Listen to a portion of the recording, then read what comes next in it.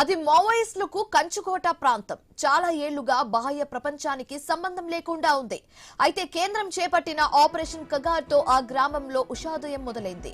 తొలిసారిగా mobile network అందుబాటులోకి వచ్చింది. దీంతో స్థానికులు ఆనందంతో మునిగిపోయారు.